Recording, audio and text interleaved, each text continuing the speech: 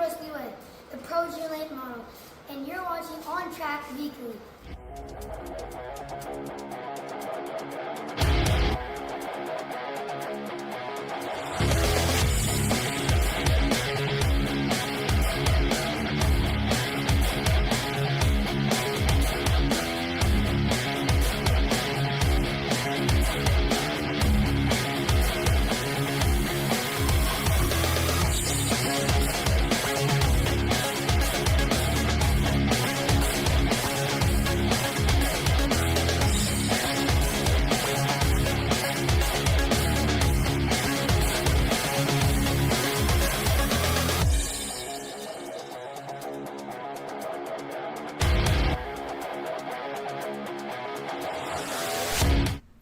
What's going on, everybody? Cam K here with you on episode 98 of the show, which is crazy. We are 2 episodes away, and from a special 100 episode.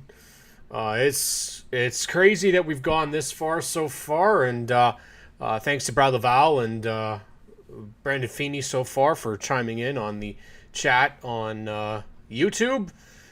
I want to hear where people are tuning in from tonight, and we'll be talking all about this past weekend racing. Got a great experience out at Peterborough Speedway, and we'll chat about that. The Hanley Classic, and then of course a huge weekend coming up for racing across the province, as you see listed beside me. I want to thank Chase Stevenson once again for being our intro driver. Special shout outs to the racers that we were able to meet out at Peterborough Speedway this past weekend. Don't get to Peterborough enough. One of the things I can say, just like Sunset Speedway, the people are just amazing. Friendly, like insane friendly. And, right walking straight in the door, and right from the front gate, and in to meet people that I've honestly never met before, even though I've been to Peterborough several times. Really, back in 22, I only kind of was only there for OSS, and now it's a little bit different. We're focusing a lot more on the weekly racing across the province, obviously with ONTrack Weekly and the Stickers and Scuffs podcast. But what a great time. And I'm just noticing a spelling mistake on my screen, and it's going to bug me all show if I don't fix this. So we're just going to make sure that we make that fixed, because it's important to me that we represent everybody that puts a series on together, and we have the right spelling, because I know it drives me crazy when I don't get to see it. When I don't get to see stuff spelled correctly when it comes to racing divisions. But shout out to these kids. These guys, really, really great kids out there. Caden and Wyatt Beatty, got a couple of their hero cards. Really cool young lads who repping the podcast out this year, and their dad Jay from Brothers Racing Team. Got a lot to talk about in terms of what Peterborough's got going on, because there's a lot of good there. And I just also want to shout out Patrick Brothers Racing, repping them tonight with Brendan, Mark, and Caden Patrick, local to Delaware. And one of the best stories in 2024 is Brendan Patrick.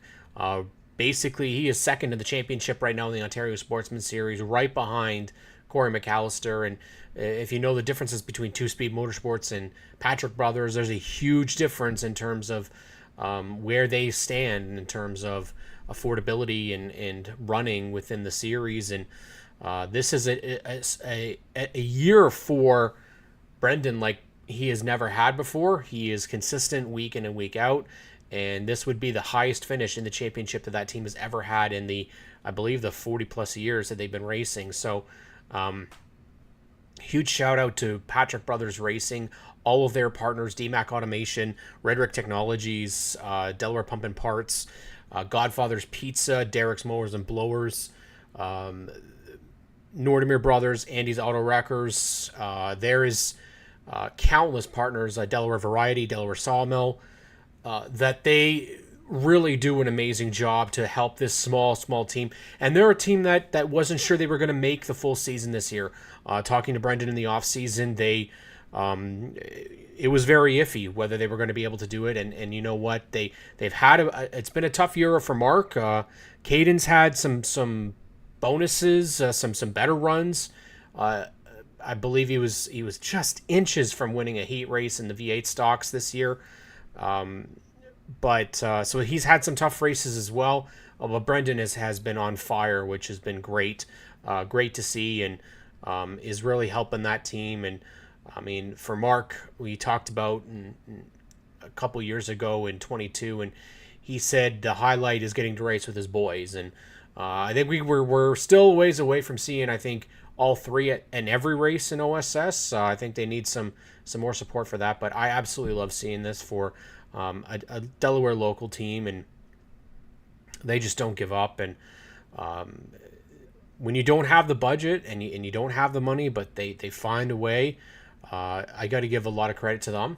And as with a lot of the racers that we talked about, and we talk about on a weekly basis, stories like this are what helps bring people in, and I absolutely love it. I think it's great.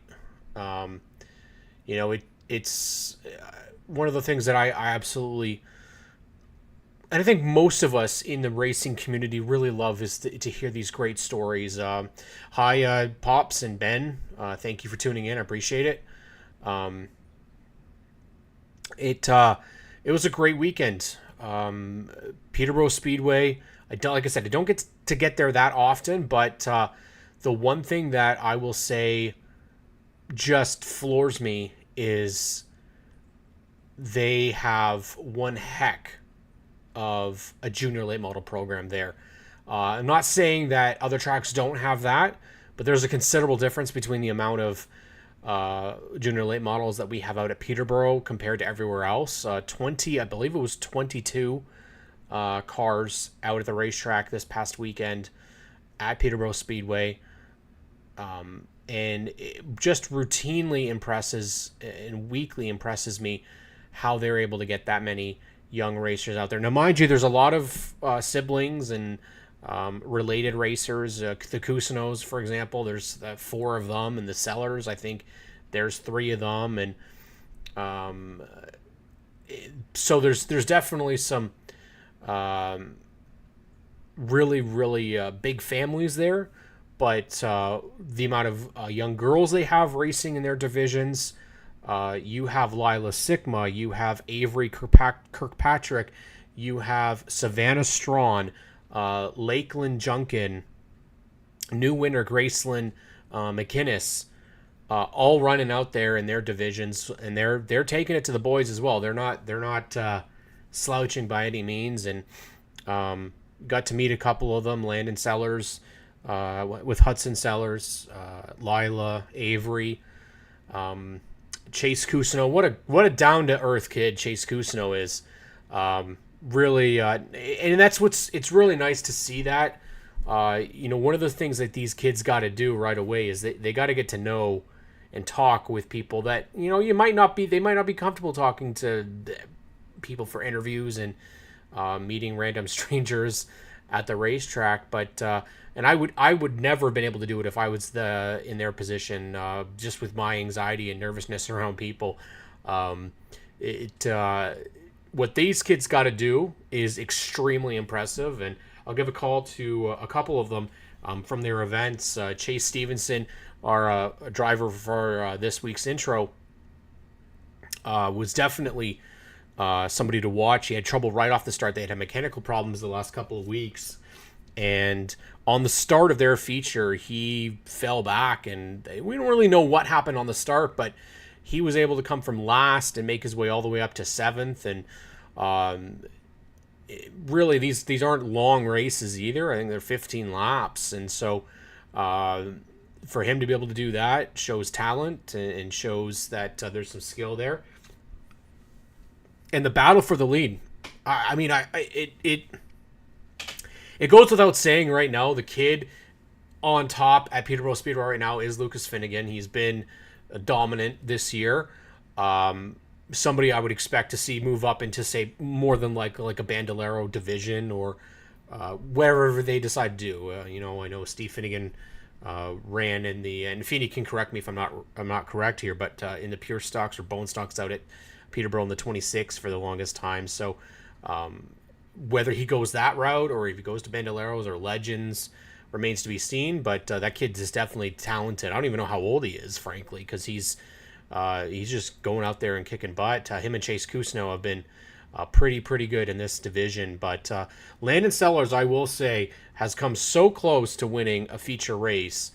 I really hope he's able to do it. That kid's definitely put on a great show for the fans, and almost had it. Lost it just on the last lap on the backstretch. Couldn't hold off the hard-charging Finnegan, and he could have run him right down into the grass and played dirty, but he didn't. And one of the things that I really love about these divisions, and Peterborough especially, is those kids all are so supportive of each other. Now that'll change, I imagine, as they get older, because that's what happens in racing. Is people will start to, there'll be anger when people don't race clean. But what I really love is that they're going to be able to take what they're doing right now and hopefully showcase and show it to the younger kids that are coming up, because the support that they gave to Brody Coates when he won his feature, they go routinely for pictures with their friends, their other racers, when they win heats. And they get down there, they're just as excited when they have their competitors do well. And after talking with some of the people at Peterborough, that seems to be the regular. It's great to see, and you see it in many divisions, especially with, you've got Cole Camrath and Josh Davenport, Caleb McConnell. They had a fantastic battle. Josh and Cole have been the ones to beat, and Caleb McConnell was able to beat them yesterday on Saturday. And that's, again, another really cool thing to see. I really got to give it to the younger generations. They're showing the sportsmanship is very, very important. And I think we tend to lose that sometimes.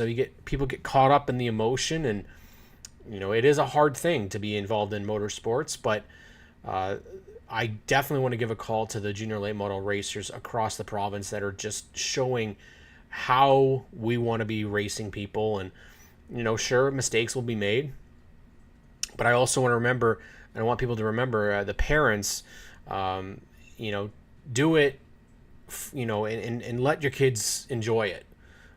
Let it be for fun.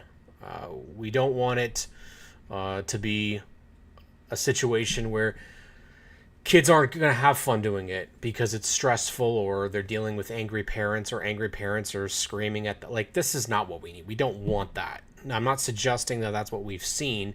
However, I'm just, based off of other sports and history of that, let's just make sure that we are showcasing the positives here, and the positives of these younger generations racing with a lot of care for each other, and showcasing and supporting what was really a great show at Peterborough Speedway. Being there, I was able to do something that Brandon Feeney really legitimately pushed me into in 2022, being able to announce again, and that was a very big honor. I was not expecting at the beginning of the week that was going to happen. The call came quite late, but Dave Sigma and Peyton Milburn, Brad Laval suggested, and Ben Hodgson. I'm not going to say that I need to say that Ben Hodgson is one of my favorite announcers, and he's only 16 years old. And I don't think anybody could go out there and say that he does not do a good job. He's enthusiastic. He's quick on his feet. He's very, very energetic and exciting in the booth. And I think if you would go out there and you would listen to him, you would never be able to tell that he's as young as he is. I had heard him a couple of years ago when he was first getting started. He is just a million times better with the more and more experience. And he's been up there with Charlie. And as somebody that I've only announced twice, 2 races in my entire life in terms of like track announcing. And I will say there's nobody easier to be in the booth with, I think, than Charlie Toner. Now, mind you, he's the only guy I have been in the booth with, but very easy to talk to. You work off with very, very well. And Peterborough definitely has a very solid duo up there. I absolutely love it. It's just like at Sunset Speedway with Brendan Doherty.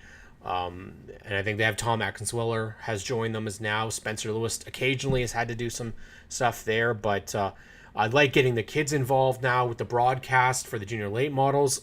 Great ideas all around. Obviously I'd like to be everywhere. Flamborough is a place I'd like to get out to see Kevin Small. Kevin Small does a great job on the mic there as well, and they put on a great show. Flamborough just isn't as close to me as the other 2 tracks, but it is someplace I'd like to try and get going to. Same with Varney and Sauble, Delaware. It's just a matter of finding your way there and finding your way back. I'm not really an overnight guy. I'm not a camping guy, so but if we can find a way to do it, I definitely would be down there and definitely want to call some more. It's one of those things that I talked about. I used to be on the kitchen table playing with my race cars, pretending I was Alan Bestwick. And I will always remember that because Alan Bestwick was the first announcer I ever heard in NASCAR. He was the announcer for the 2002 Daytona 500, the first full-time NASCAR race that I watched, the full race, with Wally and Benny, and they were my heroes, and they've been my heroes since. Alan was one of the first big-name guests we ever had on our podcast, and try not to cry when I was talking to him, but and now it goes to the locals, and hearing some of these names. You've got a guy like Joe Chisholm Jr. or Joe Chisholm Sr., for example, who has had a radio show and has broadcasted races for forever. And he's somebody else that I think you can admire. I've always said it too, but Brendan Doherty is my favorite announcer.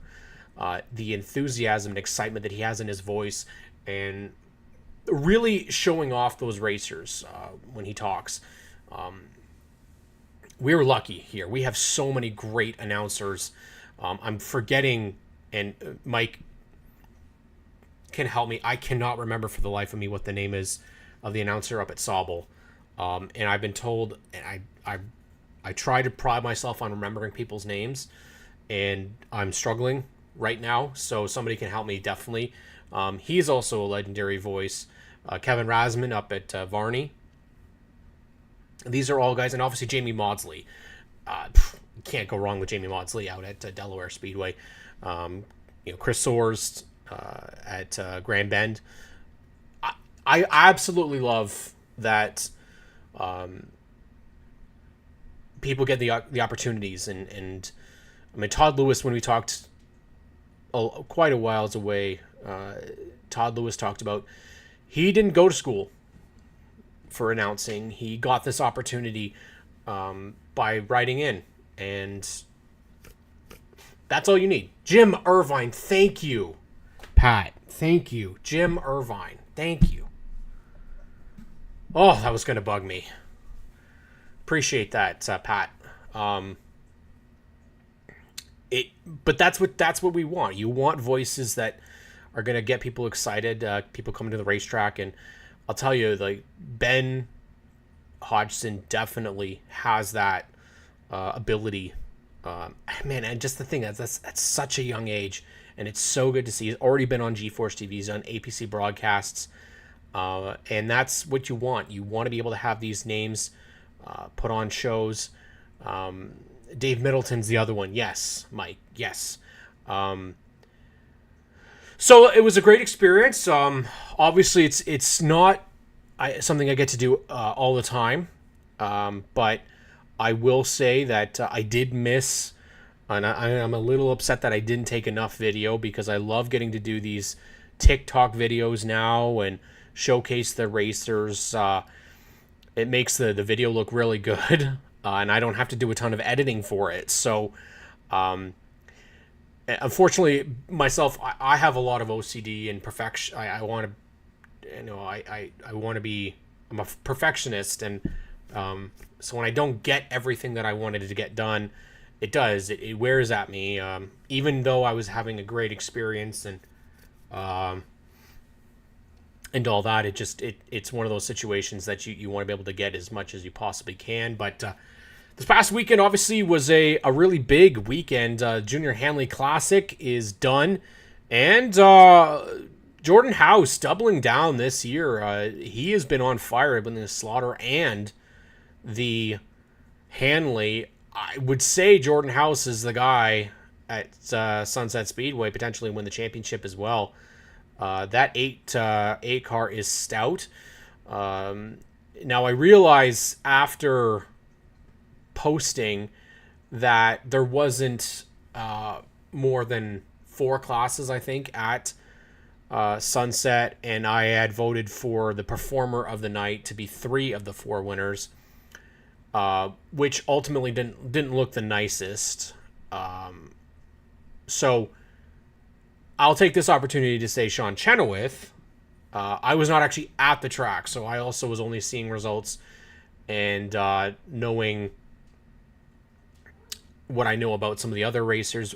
There's reasons why I picked them, but what can we say about Sean Chenoweth? The guy wins every year and doesn't slow down. I would say, and I feel bad for forgetting or not including Sean in that post, but I guess one of my reasoning would be is I would expect it, and maybe that's just a testament to him. That anytime he is, same with Andy Camrath, anytime Andy was out there, I would expect him to win. And that's maybe that's a disrespect in a way to the rest of the field. But, I think at the end of the day, he got that car to victory lane. He had to come from the back to do it. But if there's a guy that I think, unfortunately, has gotten a bit of lax, and people seem to forget about how good Sean Chenoweth is weekly. If you look back at the Superstock division, routinely he goes out there and is competitive every single time he's out there. Year after year after year. Now, prolates have maybe been a different story, unfortunately, and I think he would attest to that. But this was a whole different deal for him this year. This is a different car.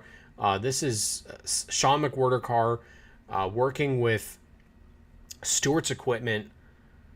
And if not, it is the best looking super stock out there. Something about the Stewart's equipment logo with the LRR, the orange, and the 89C. Anywhere you go and you see an 89C. So you've got House, you've got Chenoweth, Caleb McConnell we mentioned earlier, and then we've also got Blaze Shaw. Yes, that's another Shaw getting his first mini stock victory in the 81 fire protection Mustang. Long time coming for Blaze. He's had an opportunity to win several times this year, and hasn't happened. A mechanical issue earlier. I think it was contact with Coleridge Finnemore, and it led to, I believe, a cut tire, or he had some mechanical issue around the same time. He and Jacob Sutcliffe, 1-2, and then Cameron McGlashan, 3. So Sunset had itself one heck of a weekend. One thing that I think one of the things that I think we're continuing to see is another Trucks while they're struggling in certain divisions, and there's no question about it, that's what's happening. I will definitely give a call to Flamborough Speedway once again on an amazing pure stock night. It is not an easy thing in any division to get over 20 cars nowadays. It is not an easy thing. Delaware is a little different. Delaware's bone stock division has had that solid amount of cars for a while. But once again, Flamborough Speedway putting on a 20 plus cars in their pure stock division. Now, 24, I believe, was in the first feature, 21 in the second. They did have some accidents that took some cars out. But again, a very competitive division. Jordan Wilms, somebody who goes from being out after a couple of laps to winning the division events. Spencer Riddell is always competitive in that division, in that 17. Cam Thompson, who can go off and win 1 week and then have an issue the next week. And Wade Thorne has not been a dominated season by any means for the Flamborough Pure Stocks. Craig Cole routinely up front in that 92. Again, give a call to MRC Racing. Rick Mitchell, Chase Mitchell leading the way there. Rachel, unfortunately, she was involved in an accident. Megan Mitchell running towards the back, but saved her car. She didn't get demolished. She could have had an opportunity to, because I believe she had a car that came down right in front of her. She made slight contact. But for her, I mean, Megan Mitchell's talked about just wanting to get out there and get as many laps as she can, get herself comfortable back in the car again. She's out there with a lot of different names that are still getting used, I think, to this division. Mac Ingram continuing to try and learn. And it's great for us to see as people that interview and get to know a lot of these racers, to see people make those small successes. We're not talking a giant, victory. The guys that'll win, and the guys and gals that'll win will do it. But it's those that have those small victories. Take a perfect example: Caitlin Wallace, double podiums in the mini stock division out at Flamborough Speedway this week. Mike Thompson getting back into victory lane as well. It's been a pretty tough year for Mike Thompson. He took a big hit, and I believe was not feeling the greatest after it. You have Phil Givens, who goes out there and gets a surfboard out at Sauble Speedway. Now, obviously, we're getting to the point now where you've got guys are getting a little bit winded at the end of the season, and that's the thing, is we're already into August now, guys. Like, this is it. August is here. You got August and September, and then we start wrapping things up in September before we have the ACC in October. And I mean, I'm hoping that we can end things strong. It's always a tough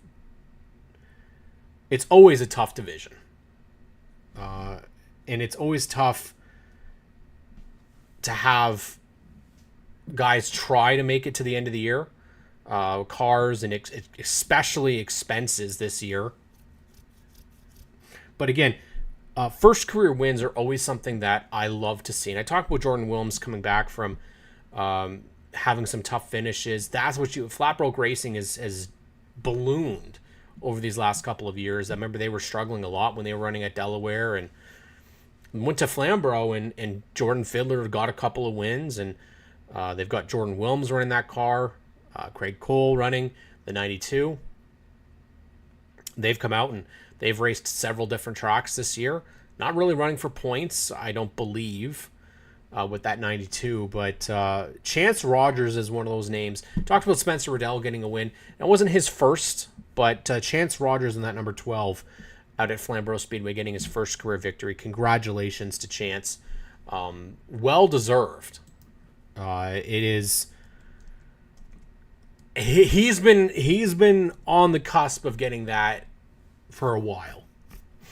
And again, it's something I absolutely love to see. I mean, I love getting to see guys that go out there and get to be able to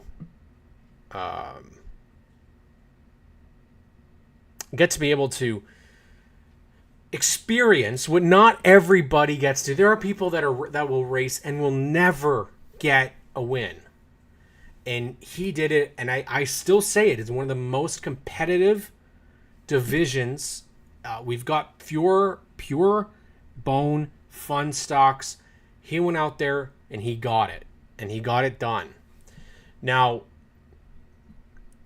will he be able to get a second one, third one? That's obviously question mark, but it's those stories. I am telling you guys, it makes it so much better knowing the stories, knowing the racers, knowing the families, the crews, the people behind these racers, the racers themselves, knowing how much it means.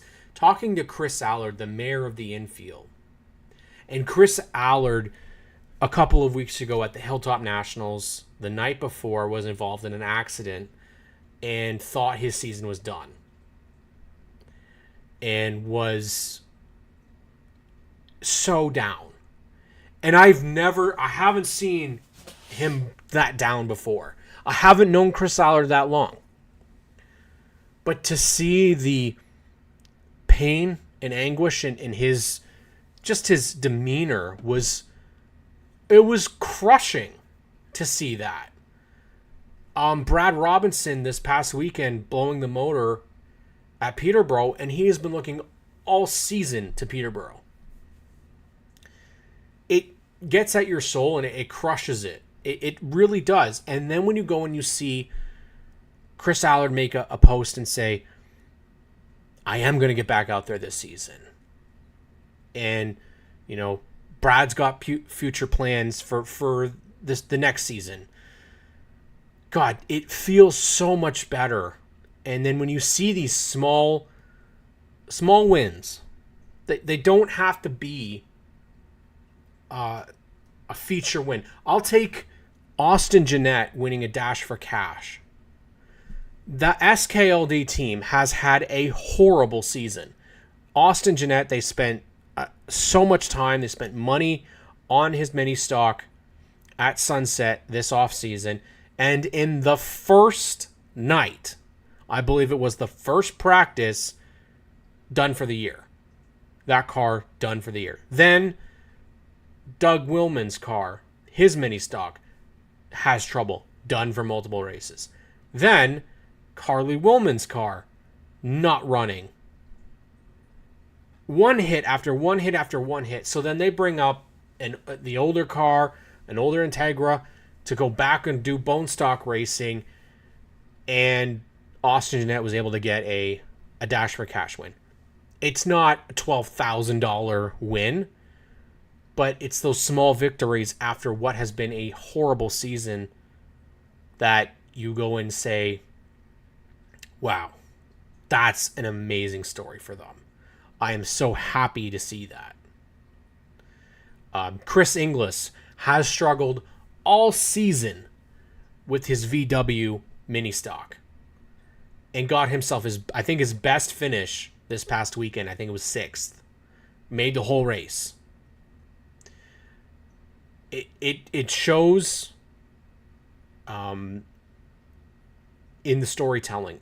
There's a reason why we do this, why we tell these stories, because the racing community is so big and they're so passionate, and there's so many people that could benefit from being involved in motorsports, companies, businesses, brands, and you just need to hook up with the right person.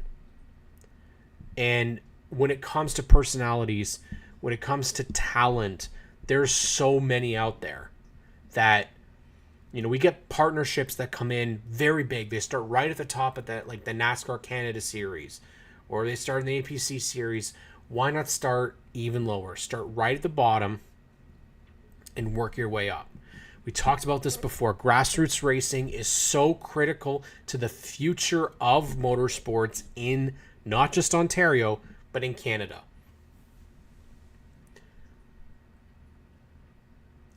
I really want people to think about the full stories here. It's so easy for us to make comments on social media,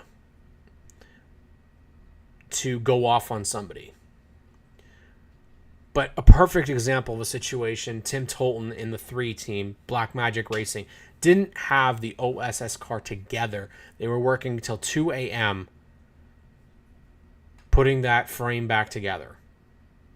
They got it out to the racetrack. He got up as high as, I believe, 4th place, started 12th, finished in 8th.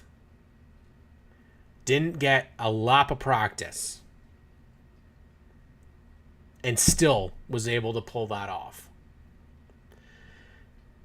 It's the great stories across provincial racing. And yes, as we talk about, we'll continue to grow here. Calvin Reeser says then we've got playoff season.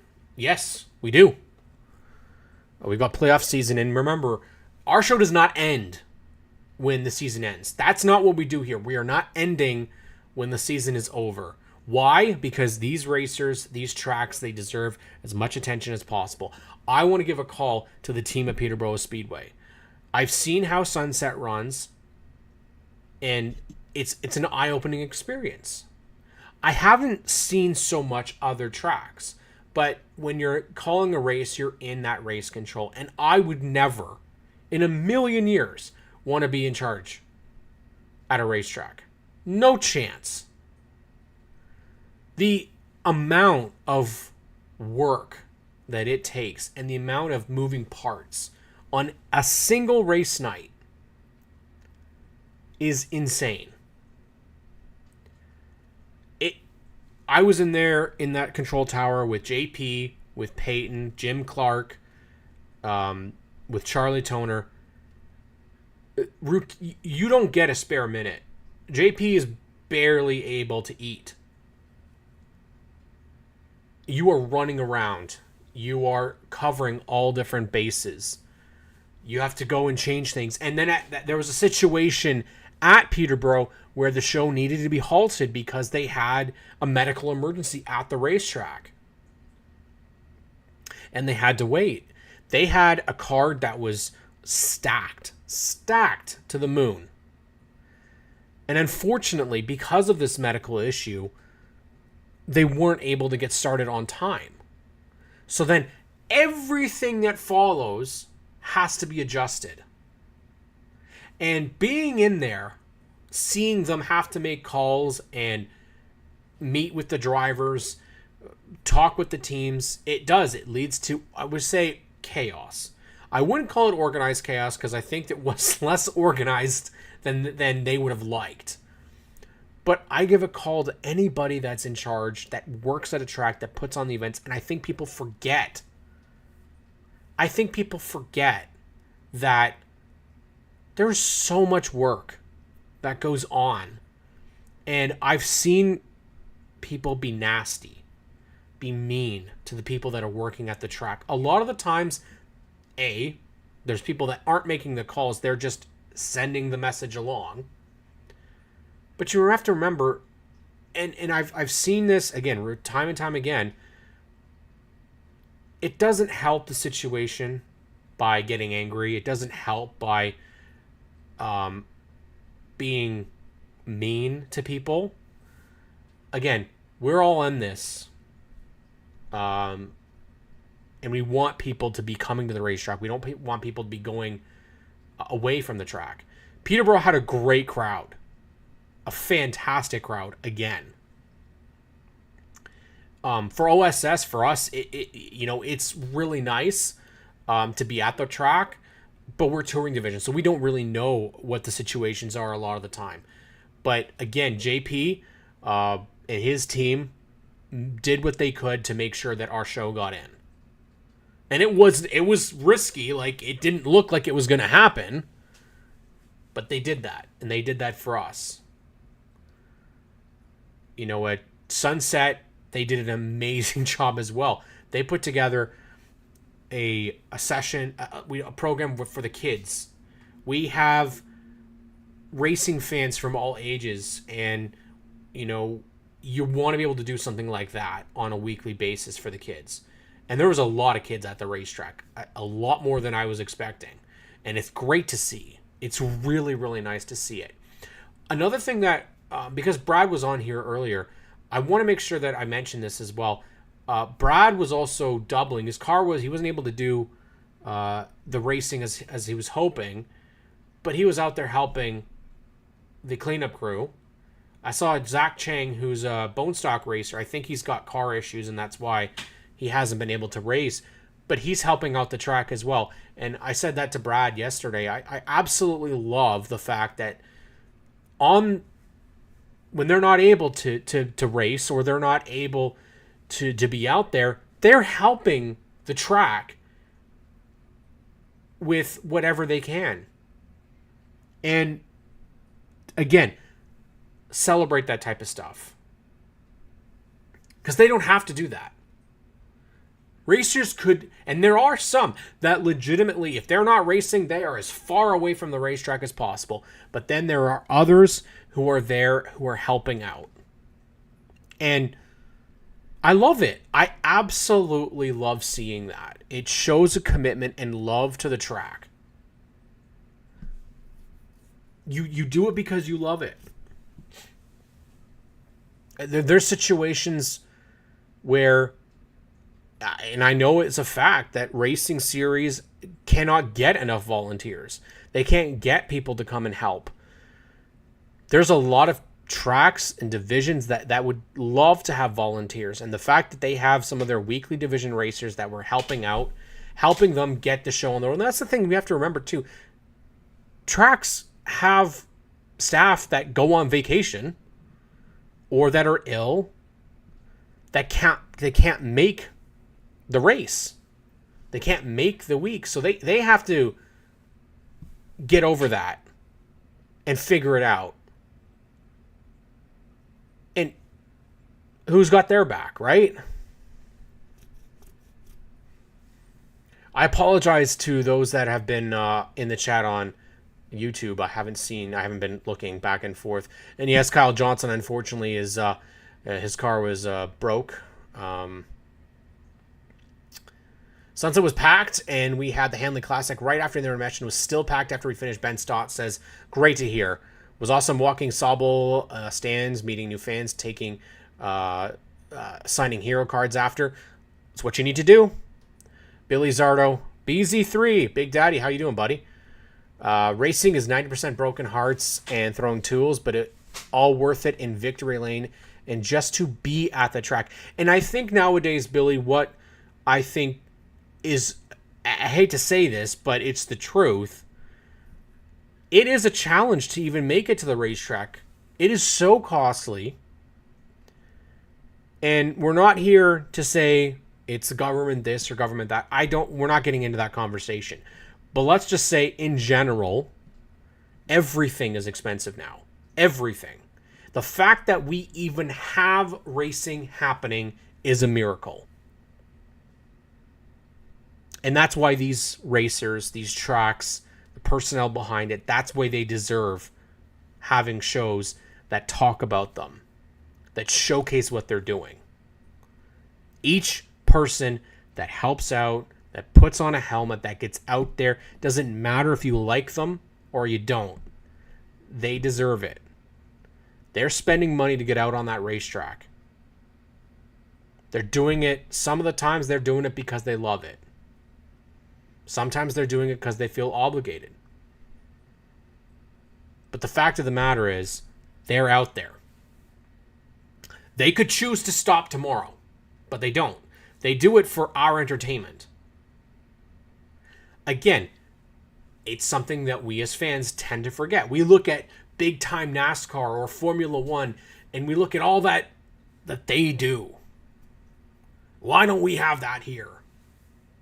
Because it's not the same. This is done out of heart. You don't do this for money. Not here.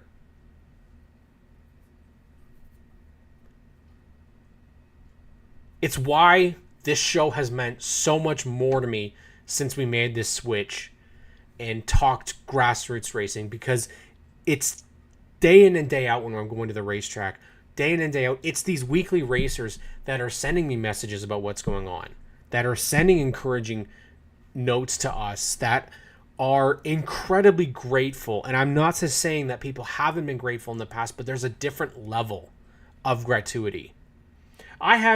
We had a racer, these young racers that gave a gift bag to me this past weekend that said, "Thanks for all you do." And it's backwards. It's supposed to be the other way around. It's thank them for what they do. Because for me, this is my entertainment. I could care less about other sports right now.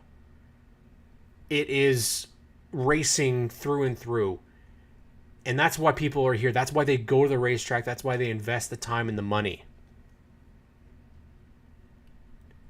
We want this to succeed. We want people to be there. You get to learn these personalities. You get to see these bigger than life personalities. Get to know the families behind them, the stories that got them there, the partnerships that got them there, the track histories. You got guys like Jim Clark in the Peterborough booth who just off the top of his head can make any sort of correction on a sponsor name, on a driver name. You've got people that invest the time, they put the effort in, no matter what. And that leads us into the week that's coming up. And this is a stacked card. Now, Grand Bend is unfortunately, they're off this weekend. They've got WrestleFest going on, so they're not back. We've got a couple of other divisions that are off this weekend. The Outlaw Midgets, the Super Lates. So they're going to be off. The NASCAR Canada Series and the Ontario Sportsman Series are off. But a big deal out at Sauble Speedway. We've got a Dash for Cash Wednesday. Bone Stocks are on the card. The Epic Raceware Bone Stocks, the United Eights, the Roots Bar and Grill. I think it's Bar and Grill.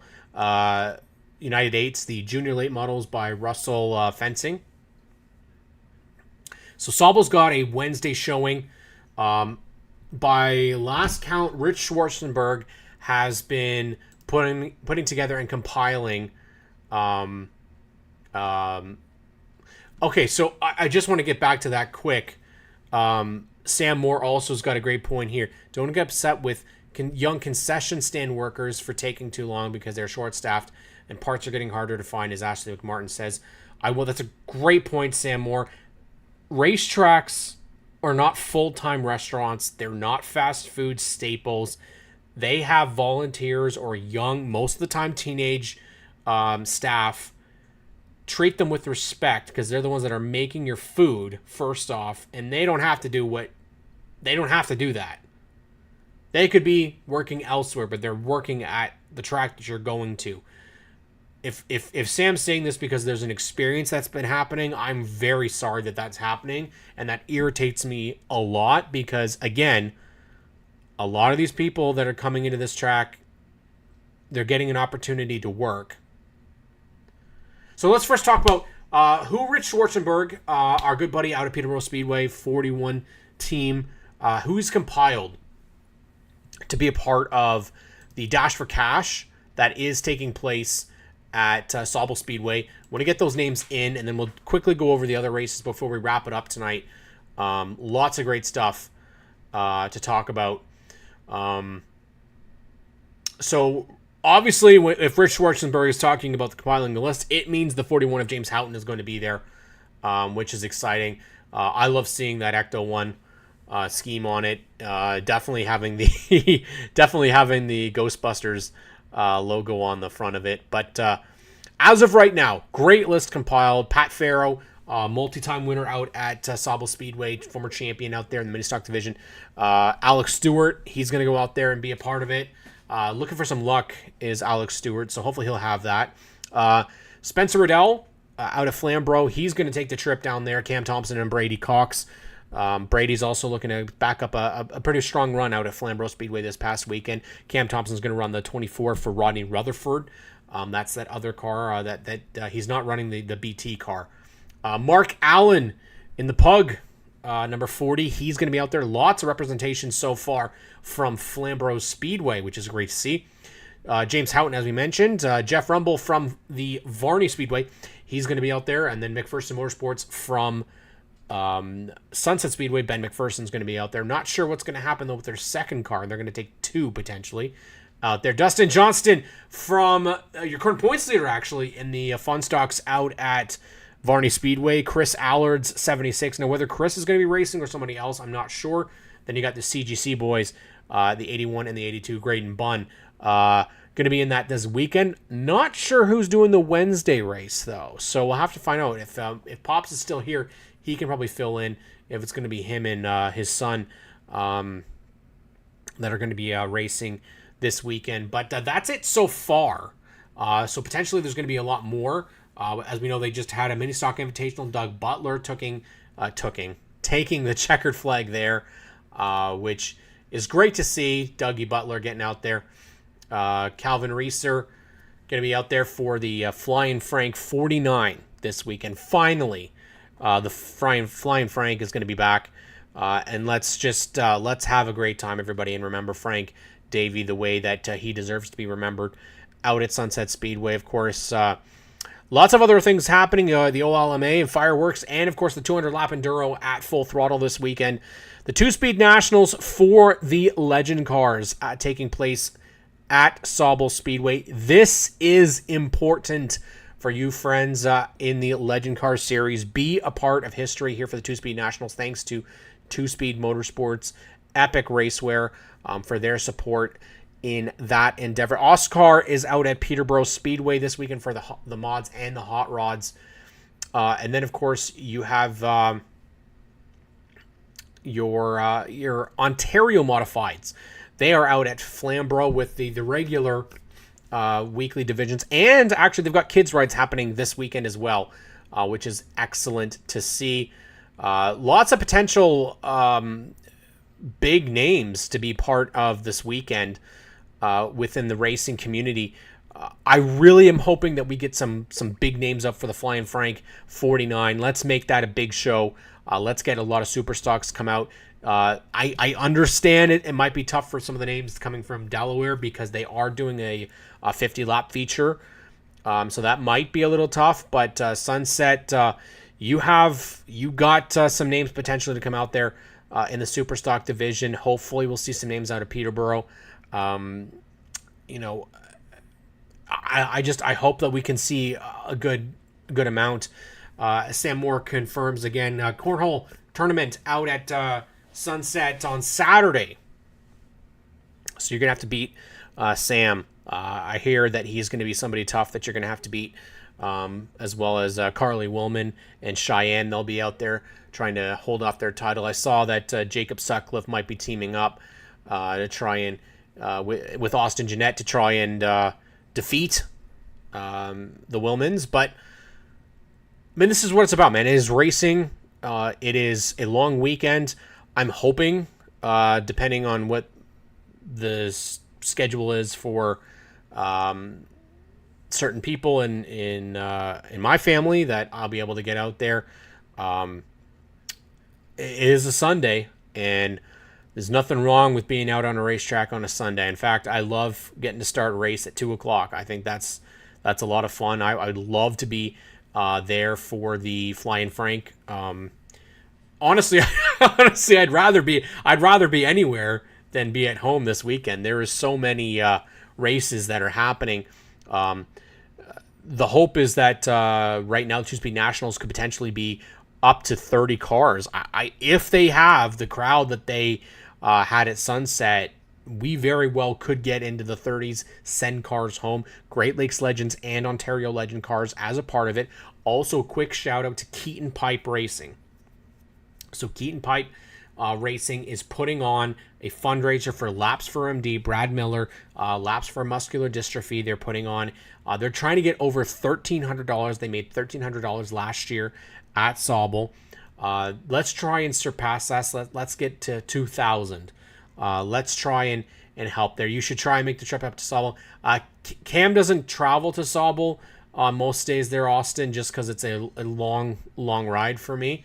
And I don't do very well with very long distances. And I'm not a stay-over guy. So potentially in the future, absolutely, Austin. But not this weekend. That's not going to happen. So, yeah, I'm hoping that we'll see a couple more guys out there. I know Brad wanted to make the trip, but Donovan's saying that he was going to go. He's got some issues with his car now. I don't know if maybe Marley Owen would go, the Gordons. But I'd hope that maybe we see Carson or Hudson Nagy out there. Lane Zardo, I would imagine we'd see Lane. That 36 team would definitely be somebody I think that would be out there for that. Hopefully, like I said, this is for Frank. I would think we'd see maybe Gord Shepard or Todd Davenport in that their car. I believe the 10S was going to be there with Gord, but there's also going to be Pro Lates that night as well. You're going to have Junior Lates Invitational on the Sunday as well. So we could have a big field for the Invitational as well. Definitely want to see some more of that. But if you are going to do something this weekend, go out to the racetrack, enjoy it, be a part of the big two-speed nationals out at Sauble Speedway. If you can't get out there, why not go on Wednesday and be a part of it there? Lots of options for you across the province. Delaware Racing is back on Friday, so make sure you guys check that out. They got a 75 lapper for the late models, 50 laps for the super stocks, and so bone stock guys, come on out, go out and race across the province. Unfortunately, though, 98 episodes and we've reached the end. However, I can't end the show without you guys doing something for us. If you can, give us a thumbs up here. It is definitely going to be a lot of fun. Yes, APC, you got 150 laps out at Sauble Speedway. Corn Roast at Peterborough Speedway as well. It's John Custance in the 81. Pops is going to be in the 82. Early start, yes. Sunday we got Power Wheels, Power Wheel Drags back again as well. Huge cards across the board. You got 200 lap enduro out at Varney we talked about. So it could be a very, very busy weekend for a lot of people. But we're here for all of it here on ONTrack Weekly. Give us a thumbs up. Share this show with all of your racing friends. And of course, if you can, subscribe to GeForce TV. We're only, we're closing in on 19,000 subscribers. Let's get to 20,000 by the end of the racing season. We can definitely do it, of course, here on GeForce TV. You can have a Friday night showing of Ohsweken Speedway Racing every single week of the season. Definitely love it and love being a part of it. Thank you all for being a part of this show tonight. Have yourselves a very safe and enjoyable long weekend. We will be here next week here for ONTrack Weekly. I'm Kim K. Thank you so much.